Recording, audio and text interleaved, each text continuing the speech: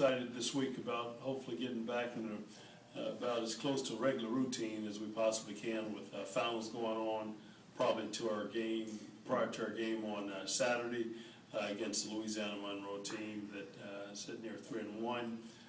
Their loss, lone loss coming against a very good Kansas basketball team, and they played Kansas extremely well for the first half in their game there, and made their runs there in the second half as well. I thought our guys did a tremendous job. The tournament in Orlando, I thought, served as a great purpose for us and a parameter in terms of where we are in this early part of the season.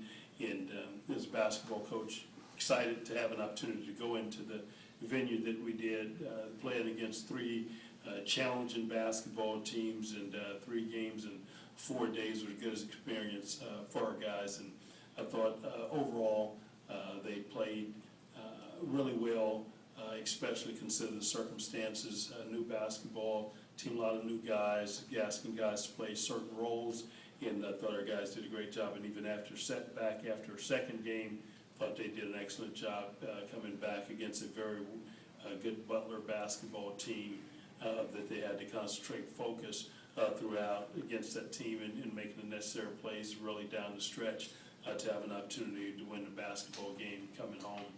It's been tough of this little 14-day layoff for finals, not playing and trying to make sure that we're able to get some practices in and really giving guys adequate time in terms of being off to concentrate and focus on their studies at hand, and to take care of their finals because they're student athletes and want to make sure that they can maximize their time to be the best that they can during this week of finals in preparation for their finals. I have to imagine you've watched a lot of basketball, at least some basketball around the country this time off. Where does it tell you that your team kind of stacks up and looks compared to what you see? Well, I think the good part is the caliber, the competition was there in Orlando. Had one team, I think, ranked as high as the top 4 or 5 teams in the country. In Oklahoma State, Memphis, top 20 basketball team. Had an opportunity to play one of those teams and see the way that they fared after having a head matchup with Oklahoma State. I thought it allowed us to look at it as a basketball team and saying, if in fact we're able to execute, take care of our business, we got the size, strength, quickness of our basketball team, and it just comes down to executing at a certain level, night in and night out on both ends of the floor, that you give yourself a chance to be successful in those games. And I think throughout the country that's what we see, that we're able to compete at that level. Johnny, how important is it to the evolution of your team this season that you played well in those 3 games, and in 2 of the 3, Hickey and Stringer didn't score that much, didn't even shoot that much? Well, and it's about balance, and I think even in the Memphis game, if we probably have more of a balanced scoring attack, there's a chance that there could have been a difference in that game, probably taking better care of the basketball. I think we had 24 turnovers in that basketball game, and I thought it came back to haunt us there late. But we got guys that are shooting very good field goal percentage in our post guys, and Johnny, Jordan, Mickey, and with our inside game. And I think you have to make sure that you have a good balance in getting touches there and attempts as well. And then I think our guards, they need to be able to take advantage of when they're getting doubled down on, especially the post guys, when they get double teamed, that our guys are making the right decisions.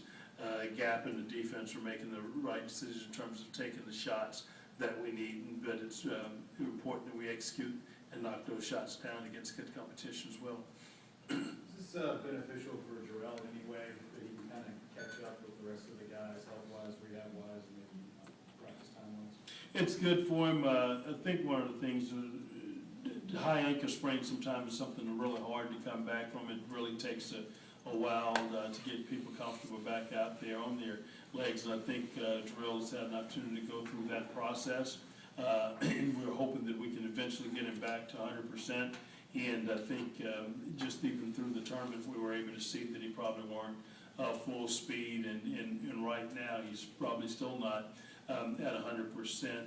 But we feel that he's really given us some positive minutes in the games that he's had an opportunity to play in. And I think it speaks to the talent level that he has and the decisions that he's able to make out there on the floor, even when he's not at 100%.